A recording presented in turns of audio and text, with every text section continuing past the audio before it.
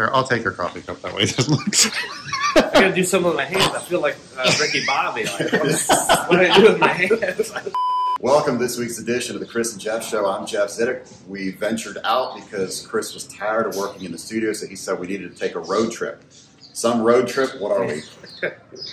You know where we're at? We're 300 yards from where we are.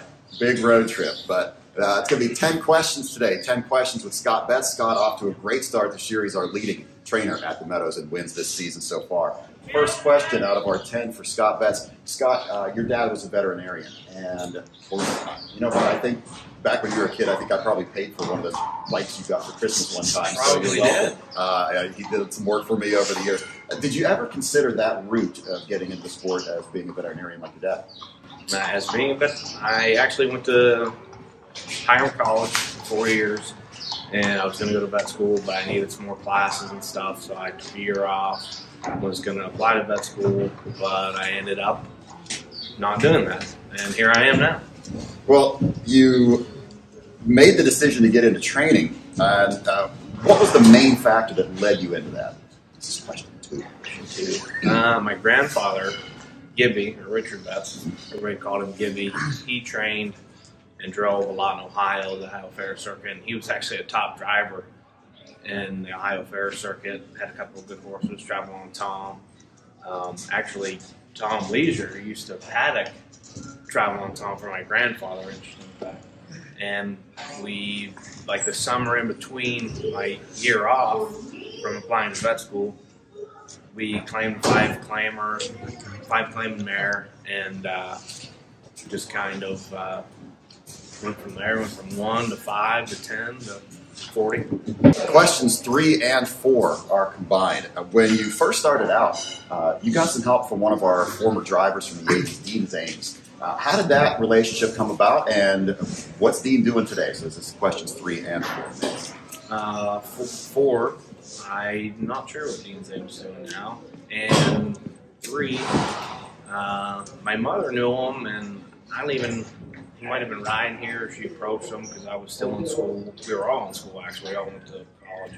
And we had about 10 then, and he ran things for like a year or two for us while everybody was here. And I'm not sure what he's doing now. It's been a while. Dean was one of our leading drivers back in the 80s. Hasn't been around much these days, but the last time he was here was working with the Betts Barn. Scott, you buy a lot of horses. What do you look for when you're buying horses? There's a lot of different things.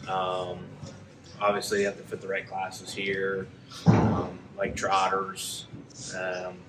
Just there's a laundry list of things that we look at. You know, maybe they need a different track, different class. They fit well here. There's a number of things. The other side of that, what do you look at when you decide it's time to sell a horse? Usually when they're racing good at a high level, we like to sell because I feel like it's very hard to keep horses peak for a long time. And so we usually sell. And or if they're not turning a profit, you kind of, maybe they go make money for somebody else, but they're not making money here, so you kind of just shuffle them out and get something that you can try to make some money with. Question 7.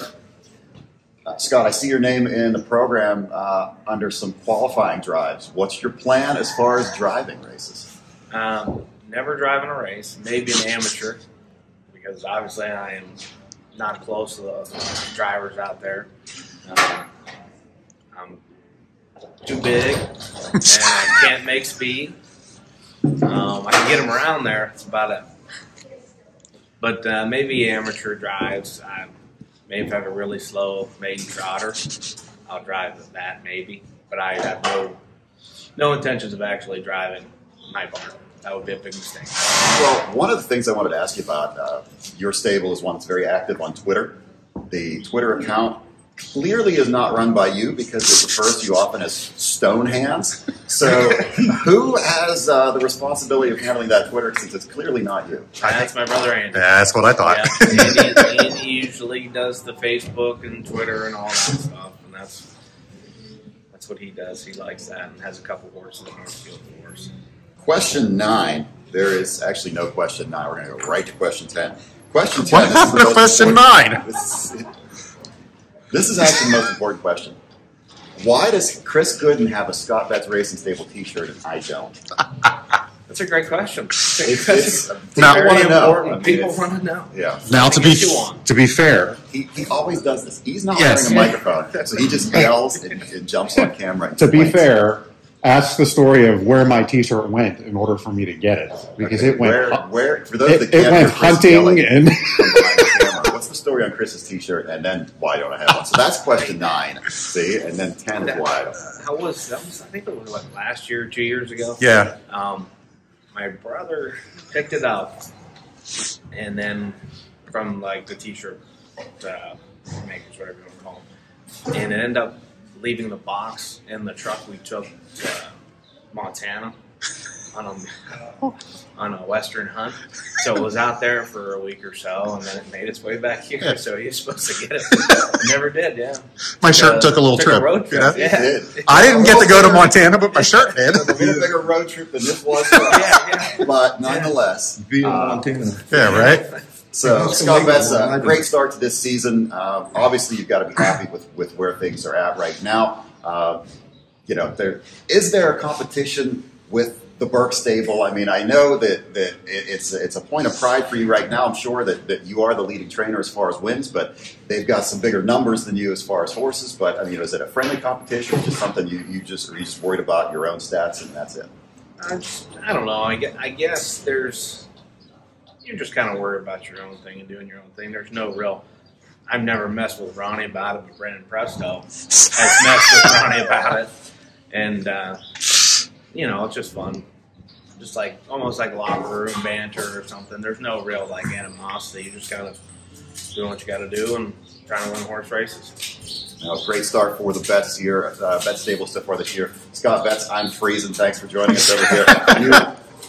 You have by far the coldest barn here at the track, and we're recording this in July right now. Right.